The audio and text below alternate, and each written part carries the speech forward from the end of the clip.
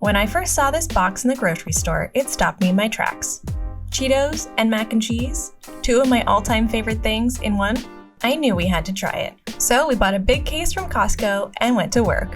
First, we wanted to just taste it out as it is, so we followed the cooking instructions on the side of the box. Bring 6 cups of water to a boil, then add your pasta and cook for about 7 minutes.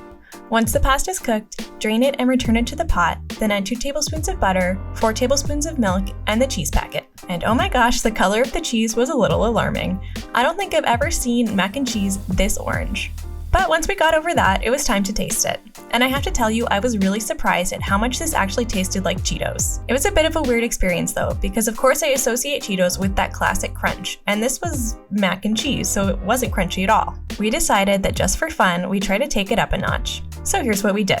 We prepared the pasta in the same way, except for this time we only cooked it for 3.5 minutes. This will all make sense later, so just stick with me. After it was cooked, we drained it, returned it to the pot, and put in 2 tablespoons of butter.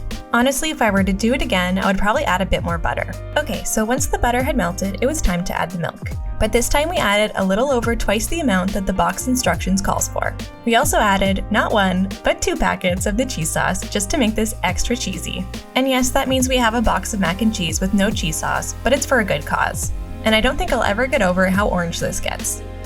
So because I thought we were missing that classic crunch from the Cheetos, we added crunchy Cheetos right in there. But we decided to kick it up a notch by adding the jalapeno Cheetos. And I think this was a really good idea.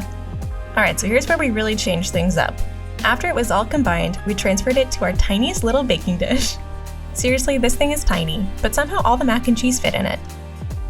Then, in case this wasn't cheesy enough for you already, we added cubes of sharp cheddar cheese right into the mac and cheese. The idea here was to create little pockets of melted cheese when we took it out of the oven. In hindsight, it might have been better to use a cheese that melts a bit better, like mozzarella, but I really wanted that super cheesy flavor.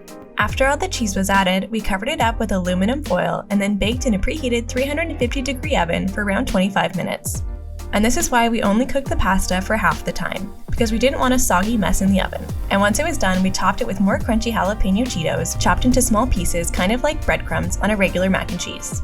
Honestly, this was a ridiculous concoction. It tasted good and it was fun to make, but it probably also contained my recommended salt intake for the entire week. I do have to say though, having those crunchy Cheetos right in the mac and cheese was a pretty great touch. If you like this video, click on one of these other great ones and subscribe for more amazing content.